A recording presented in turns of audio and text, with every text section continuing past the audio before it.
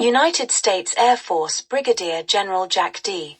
Ripper, the commander of Burleson Air Force Base, orders his executive officer, Group Captain Lionel Mandrake, an exchange officer from the Royal Air Force, to put the base on alert, condition red, the most intense lockdown status, confiscate all privately owned radios from base personnel and issue wing attack plan R to the planes of the 843rd Bomb Wing. At the time of issuance of that order, the planes, flying B-52 bombers armed with thermonuclear bombs, are on airborne alert 2 hours from their targets inside the Soviet Union. All the aircraft commence attack flights on the USSR and set their radios to allow communications only through their CRM-114 discriminators, which are designed to accept only communications preceded by a secret 3-letter code known only to General Ripper. Happening upon a radio that had been missed earlier and hearing regular civilian broadcasting, Mandrake realizes that no attack order has been issued by the Pentagon and tries to stop Ripper, who locks them both in his office. Ripper tells Mandrake that he believes the Soviets have been fluoridating American water supplies to pollute the precious bodily fluids of Americans.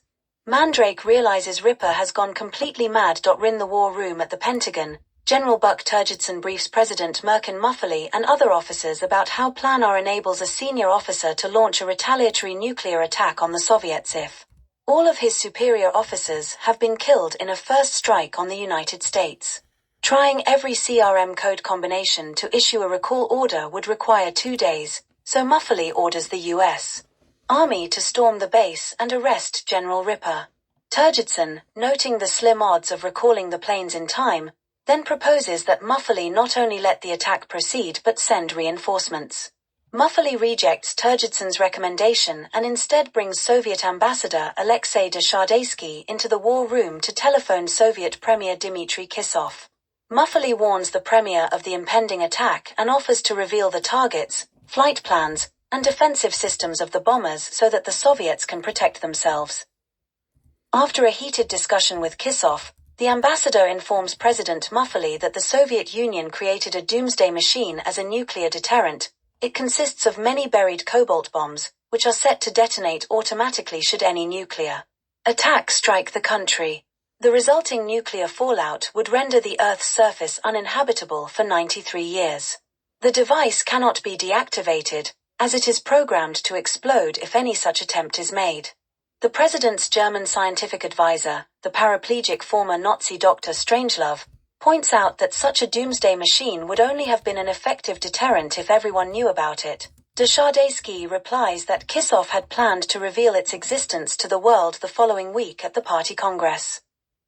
When the U.S. Army troops gain control of Burleson, General Ripper commits suicide. Mandrake deduces Ripper's CRM code from doodles on his desk blotter and relays it to the Pentagon. Using the code, Strategic Air Command successfully recalls all of the bombers except for one, commanded by Major T.J. King Kong. Because its radio equipment was damaged by a Soviet SAM, it is unable to receive or send communications. To conserve fuel, Kong flies below radar and switches targets, thus preventing Soviet air radar from detecting and intercepting their plane. Because the Soviet missile also damaged the bomb bay doors, Kong enters the bay and repairs the electrical wiring. When he is successful, the bomb drops with him straddling it. Kong joyously hoots and waves his cowboy hat as he rides the falling bomb to his death. In the war room, Dr. Strangelove recommends that the President gather several 100,000 people to live in deep underground mines where the radiation will not penetrate.